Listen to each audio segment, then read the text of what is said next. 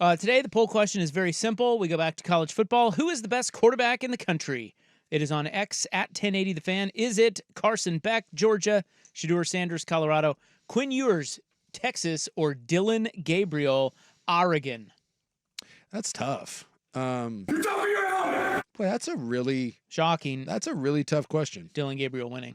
Yeah, I wonder why. Well, I mean, Dylan Gabriel is really good. He might be the best quarterback. I mean, like last year he threw for 3,500 yards, something like that. 30 touchdowns, like he had maybe 6 or 7 interceptions. I was looking at his numbers the other day.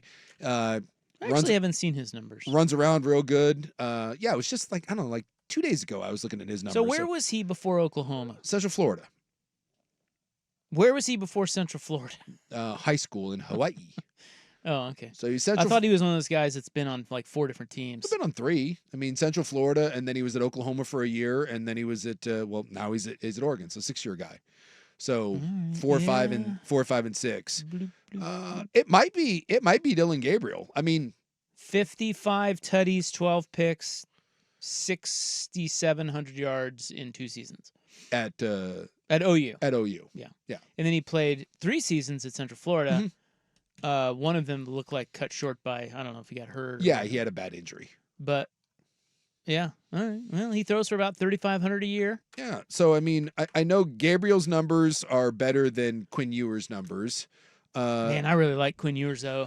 Yeah, that's just eyeball tests. I think Ewers got hurt again too, didn't he? So maybe his numbers aren't quite as gaudy. But watching him, that might be your winner right there. So Ewers is good. You got Milroe at Alabama, who came on towards the end of the year, but he's still pretty raw as a thrower of the football. Noah Fafita at Arizona, maybe someone that this year gets some pub. I thought he had a very nice year at Arizona. I'm trying to think of who else would be around there. You got your guy at Kansas. You got Jalen Daniels, who's a really good player. Cam Rising's like 80 years old. He's at Utah. I'm not as high on Cam Rising as maybe some other people are. I think Cam Rising's a really solid quarterback. And then honestly, who may be the best quarterback that not a lot of people give any credit to just because he plays at Georgia. But dude, Carson Beck. I mean, he's on the list. He's on the list. I'm just saying, I think when you talk about Georgia quarterbacks, they've kind of fallen into a little bit of the Alabama quarterback where it's like, well, anyone can win. Like people don't. Stetson Bennett to this day, still people crap on Stetson Bennett. The guy won back-to-back national championships. And if you watch Georgia, this idea that it was like this plain simple offense and 3 yards in a cloud of dust, then you didn't watch Georgia football. Stetson Bennett was a really, really good college player. And Carson Beck is a really, really good college player. I just think sometimes when you play in those systems and those teams are so dominant, especially Bennett because of the defense, that we don't want to give you any sort of credit. So I think Carson Beck gets some, believe it or not, I think he gets downgraded because of where he plays. I just think, well, like any idiot could do that at Georgia. And that's just, I don't buy that at all. That's not, so now I'll get you, like some of those early Alabama quarterbacks, like the McElroys of the world, there was a little some of that. Carson Beck's not that. I could not pick Carson Beck out of a lineup. I don't know what he looks like. He's just a big white kid. I mean, he's his numbers look just like Dylan Gabriel's. Yeah, and he's the stereotypical. He's 6'4", 6'5", 230 pounds. He looks like the prototypical NFL quarterback, out of Georgia. Except Gabriel's got some pretty good rush yards.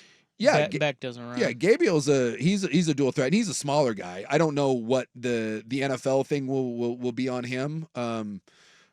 Beck will be I would assume would be a much better NFL prospect than Dylan Gabriel.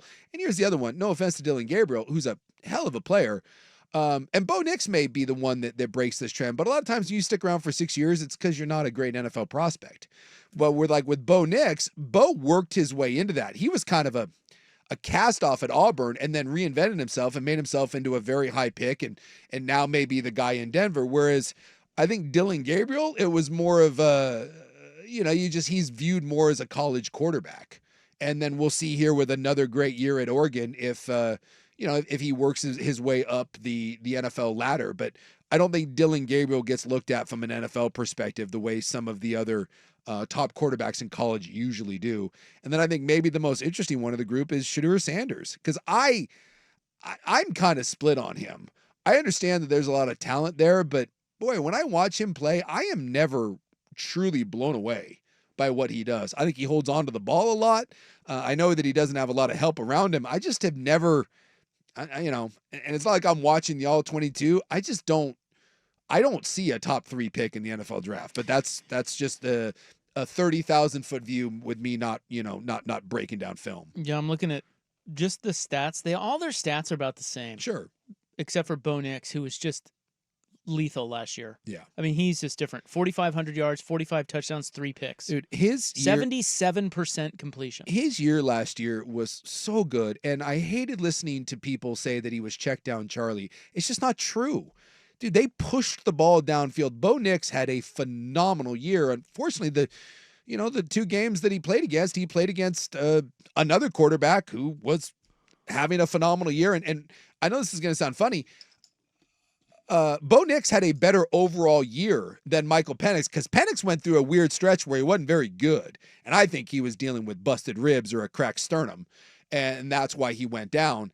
Unfortunately, when they played each other for Bo Nix, dude, Penix won those games. And so you can't argue that Penix ended up having the better year. But if you look at the totality of it, I don't think someone in the country had a better overall year, week in, week out than Bo Nix did last year. And as good as Dylan Gabriel is, there is a standard right now that, like, you're following that act, that is going to be tough.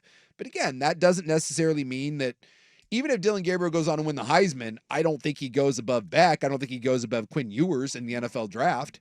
Because, man, college success doesn't necessarily, Tim Tebow, it doesn't necessarily mean you're going to go on to the NFL.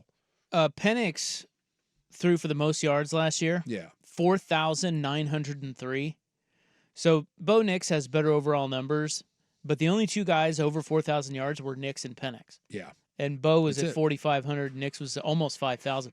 Penix's season, that just the yardage was good for 22nd all time in a single season. And imagine had he not had the weird dip with a couple of those games with the chest or ribs. So there've only been 18 seasons where a quarterback in college threw for over 5,000 yards. Yeah. Some of the names on the list: Cliff Kingsbury. Yeah. Case Keenum. And some of that, again, not to throw shade at those guys, but they played in weak conferences and in systems that threw the ball, 60 times a game. Patrick Mahomes, Derek Carr, there's Graham Harrell, David Klingler. You're seeing a pattern there. Yeah. But you know what the number one most yards thrown for in a season? You know who holds that in college? The most yards. Yeah, it's 5,967, and it occurred just 2 years ago. That is a butt ton of yards. 2 years ago? 3 years ago. 3 years ago.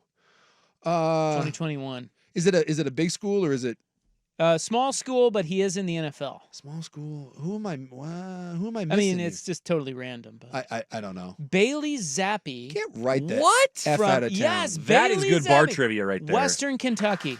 That's holds crazy. the record. I had no idea he lit it up like that in college. How about that? All right, so who is the best quarterback in the country? Dylan Gabriel, Carson Beck, Shedeur Sanders, or Quinn Ewers? That is our poll question on X at 1080 The Fan. And it can change quite a bit. I remember going into the year last year that we were all up in the business of Riley Leonard. Yeah. And now Riley Leonard left Duke. He's right. at Notre Dame. Notre Dame's a top 5, top 6, sort of school. And if you notice, we're not talking about Riley Leonard. So, every year there's 2 or 3 guys that kind of come out of, quote, nowhere and give everyone the middle finger. And Riley Leonard may be the guy this year where we look up and be like, oh, we forgot about him. I don't know if it's out of nowhere, but does Cam Ward fall into this category? Yeah, if Miami has a big year. Because he's really good. He's really good. Ole Miss is supposed to be really good this year, and they got Jackson Dart. I could see him kind of rising up and doing something. And then, we keep getting told that Drew Aller from Penn State, I personally don't see it, but he was good when he wasn't playing good teams last year. So maybe Penn State has a breakout year. It's just that every year there's always a couple of guys that by middle of the year we kind of look up as far as NFL prospects or Heisman trophies or whatever, and we say, we didn't see him coming, or some freshman, right? That emerges. Maybe there's a kid at Tennessee kid. Yeah, Nico, whose name I'm not even going to try to pronounce. Nussmeier's at LSU. Yeah, he's the LSU guy. Another Nussmeier coming through. Yeah. So, You never know. So far, Dylan Gabriel leading the way, 48% of the vote. Quinn Ewers, 29%. Carson Beck, 19%. And Jalen Milroe, no love, 4%. See, and if you wanted a long shot, I don't know what the Heisman odds are. Milroe, towards the end of the year, was throwing a better ball than people give him credit for. He's with a coach that knows how to run offense as good as anyone in the country, and it's still a ridiculously talented team. And he's a big physical freak. Just keep an eye on Jalen Milroe. Well, he's got a lot of room to improve, too. Yes, he does. So, and he's at Alabama.